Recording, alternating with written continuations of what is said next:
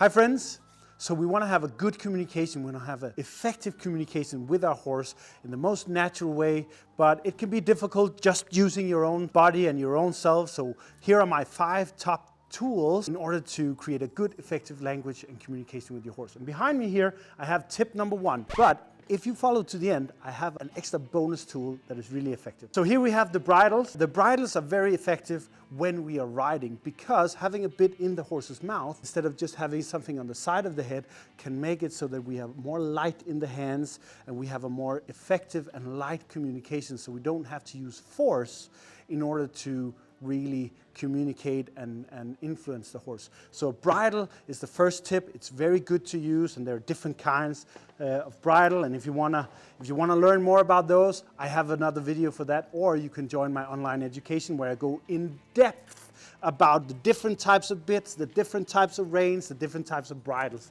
but you can follow that. So let's go to tip number 2. Okay, so tip number 2, tool number 2 is saddles. And saddles, of course, very logically, is very good for riding as well, in order to just help us keep the balance. But there's another secret to it as well. It also helps spread out the pressure from the rider on the horse's back. Of course, there are a lot of people who likes to ride bareback, have the romantic fantasy of riding out of the meadow with no equipment on and the hair back and all that stuff. But actually, to have a great communication with our horse, it's better to be in perfect balance on top of it without impacting the back of the horse a lot. So that's where a saddle comes in, and it doesn't really matter if it's a Western saddle or an English type saddle. It doesn't matter if you want to be a cowboy like me or you want to do dressage or jumping. A saddle can really help you communicate effectively with your horse. So let's go to tip number 3. Ropes. Rope is number 3 on my list, and I use different lengths to be able to have different distances to my horses. But I also use the rope as an extension of myself, so I can stand here and over there I can influence the horse. So I have different lengths here. I have a short one and I have a little longer one, which is a normal rope. Then I have a twice as long rope here, and I even have this lasso here to get my horse out on a really long distance. And ropes are very effective both for safety, for control, but especially for communication with our horses, to do it in a natural way, because it is an extension of me so that I can influence and I can talk to my horse at a greater distance. So rope is my top 3. So now we come to the second most important tip number 4, which is the rope halter.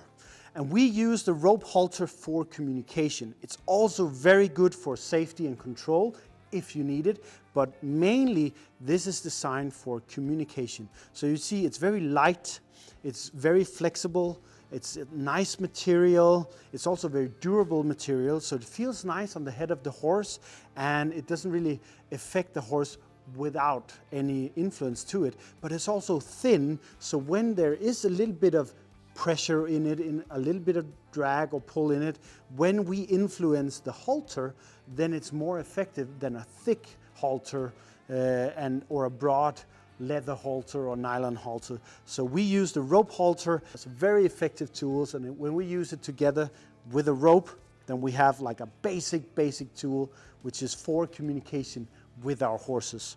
So that was tip number 4, the second most important communication tool. So let's go to the absolute most important tool for communication with horses. So what is the most important tool for communication? Here is the stick. This is, in my view, the most important tool for communication, because we can actually interact with the horses without a halter on. We don't always ride, so we don't always use the saddle or the bridle, and we don't always have to be attached to the horse. We can also do it at liberty, we can do it without touching the horse, and therefore this must be the most important tool for communication, because I can use it to create a long body, and I can communicate with my horse, I can touch my horse with it, and I can also influence my horse without being attached. So the stick here is my top tip. This is the most important tool for communication, not for punishment, not for forcing or anything, for communication, because I can create a long body, the same as the horse, and I can influence my horse without being attached a lot more effectively and a lot more easy. So this is the most important tool And these were my top 5 tools for communication with the horses. So as promised, I had a bonus tool that can be really, really good for communication also and help us. And the bonus tool is the bareback pad. And the bareback pad can be really good for the more advanced rider, but also if you like to ride bareback, it can be good to have just a little bit of padding to sit on so that you're a little bit more balanced, and also to stay more centered on top of the horse so you can communicate easily while riding bareback. So this is a little bonus tool that I use. I use it when starting horses, but I use it when riding bareback so that I'm a little bit more stable, I'm a little bit more centered and in balance while riding, and therefore I can communicate more effectively. So those were my actually 6 tools for creating a better communication, a more effective communication with the horse.